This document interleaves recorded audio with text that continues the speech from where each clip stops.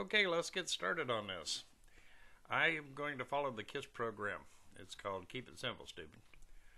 And try to bring you up to speed on regenerative agriculture and what you as new homesteaders can do to play a role in this and to help restore our soil. It's important. And so there's a lot of programs out there that are geared toward agricultural people, but very few to newcomers. So what is regenerative agriculture? As you see on the screen there, simply put, it's farming and grazing practices that uses nature's blueprint to restore soil health. The Native Americans, and I was very blessed to be raised by my grandparents, to them soil health and taking care of the land was more than a profession. To them, while it was their means of support, to them it was spiritual. It's something that Native Americans believed heavily in, is that you put back what you take. If you're going to kill bison, you better figure out a way to keep those herds healthy and multiply. And that's what they did. They worked on native grasses. They burned prairies to have them come back up the next spring, thicker and more fertile than what they were before. They utilized all sorts of techniques. Even in their agriculture, they would chop down the grass, leave it lay there, and then come along with a stick to plant their seed. Kind of modern permaculture, right? So Native Americans really cared for the land. It was part of what they did. It was part of who they were. We've lost that with modern agriculture, and we're paying the price. The modern crop farmer would tell you, well, we have to feed the world. We have to export this food to everybody so that the world has plenty to eat. One of the things is, and I'll cover that in one of the later courses, is the food we're exporting, including 27 vegetables that I've got the numbers on, are pathetic as far as nutritional value. From 1940, okay? The food grown in 1940 was far more nutritional. And really, to be honest with you, you know what the biggest import off of a farm is today? Soil. They lead the way in exporting soil.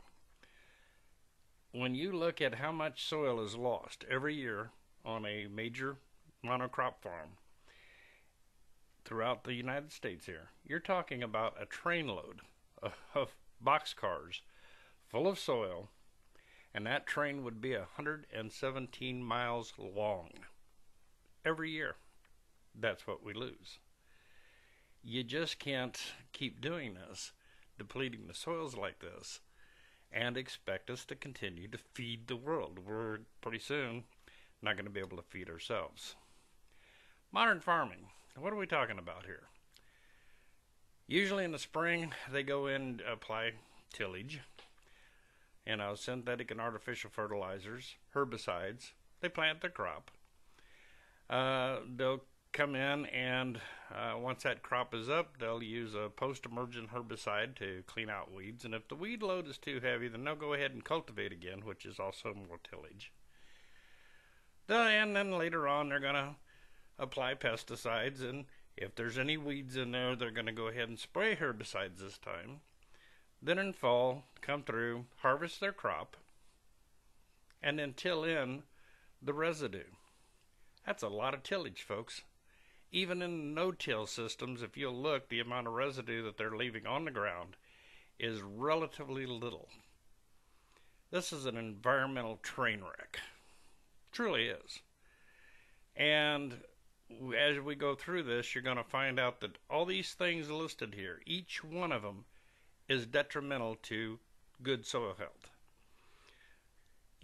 Today everybody's running around worried about global warming. Let me tell you something. It's not this that you're looking at now that's causing the problem. Truly it isn't.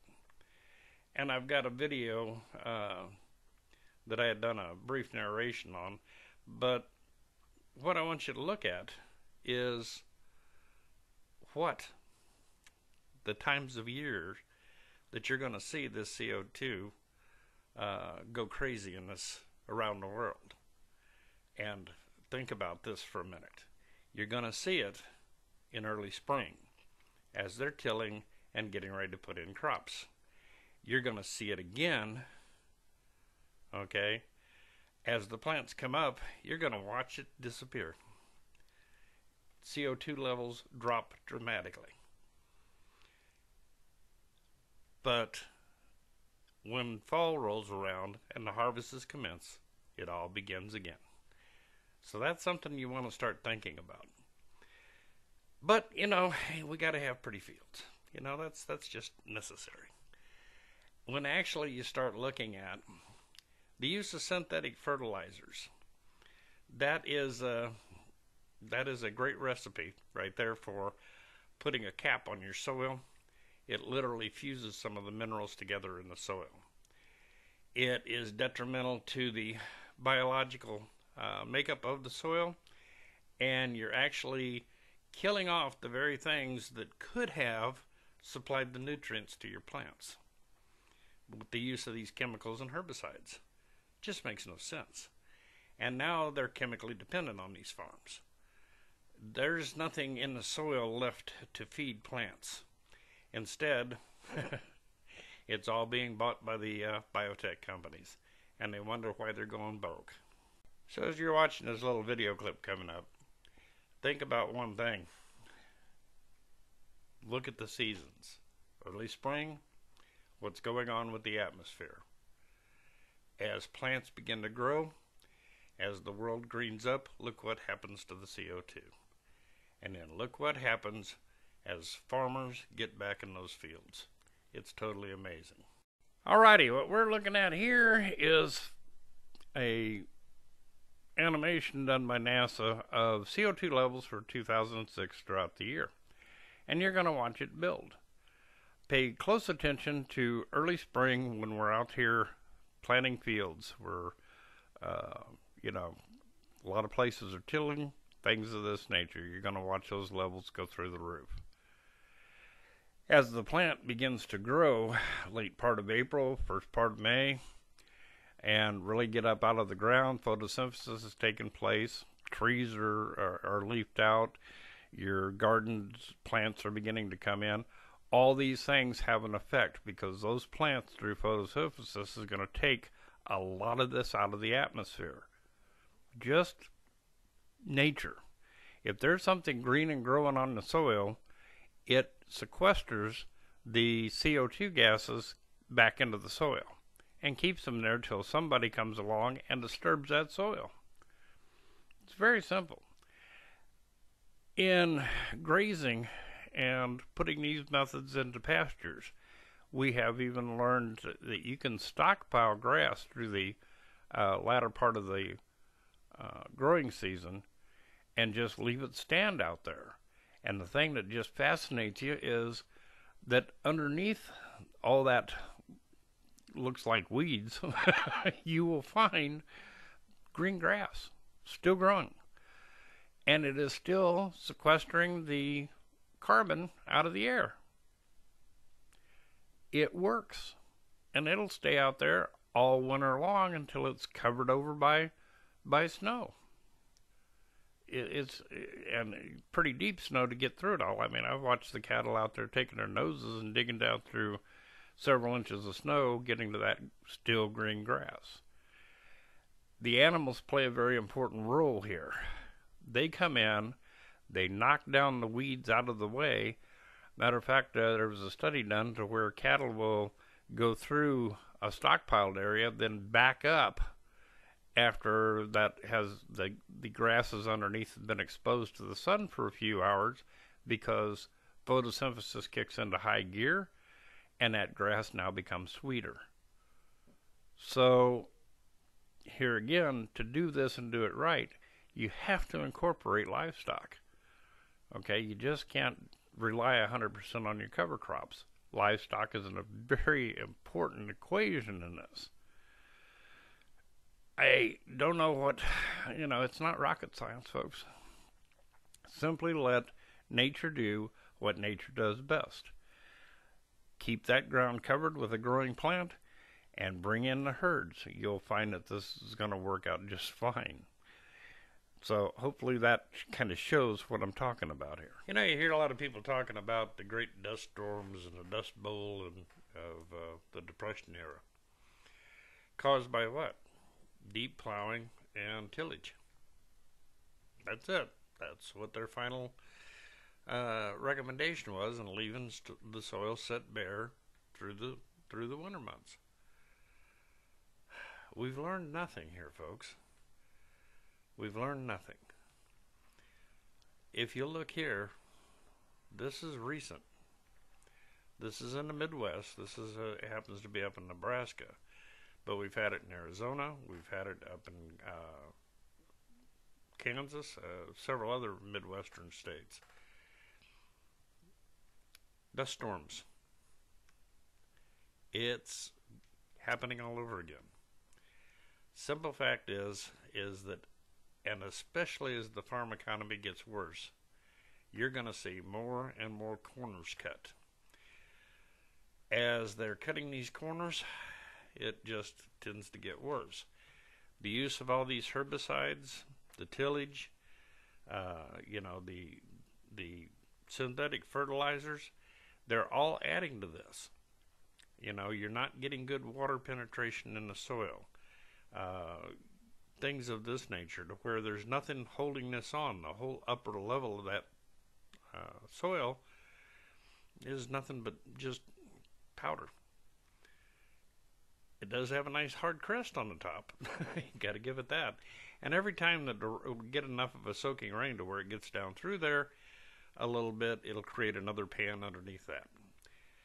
There's no biology left in the soil to do what nature does. Therefore, the average farm here in America that is using a till, and even a lot of them that are using a no-till, the no-till's a lot better if they're doing it right. Problem is a lot of these guys will go in and go, oh yeah, I'm no-till, and they go in there and knock down a corn crop. That does not provide enough cover to the soil. There is no living root left in there. Okay? So, no, that it may be no-till, but it doesn't necessarily take care of the issue. You even have the same kind of situation in pastures. If you've let your cattle overgraze those pastures, you've got a problem on your hands. You're going to be about in the same position as the guy who's doing the tillage. You're going to get a lot of water runoff, massive amounts, and you're also going to get very little infiltration into the soil. That's where you can dig down after a rain and find out, hey, all my water ran off. These field floodings you're looking at here are not caused by too much rain. Okay? They're caused by the soil cannot absorb the water. It's just standing there on top because you have a hard pan, a little like a concrete, on the surface. Doesn't want to penetrate. You don't have the natural biology breaking that soil up, creating aggregates and so forth to make it work. You need those pathways. There's not enough organic matter. Synthetic fertilizer. Currently, folks, the American farm is in trouble. And as the farmers age, it needs an input of new blood, for one, but a lot of times what it is this is what they were taught. This is what they're still being told by these BioTec companies' sales reps. They've been sold a bill of goods, and it is taking down the American farmer. You can't do this to the soil. Tillage, herbicides, your synthetic fertilizers, they're literally turning your soil into cakes that cannot infiltrate water. The average is, like I said, a half an inch an hour. That should be nowhere close to it. Gabe Brown up in the Dakotas, they were just dumping water in there.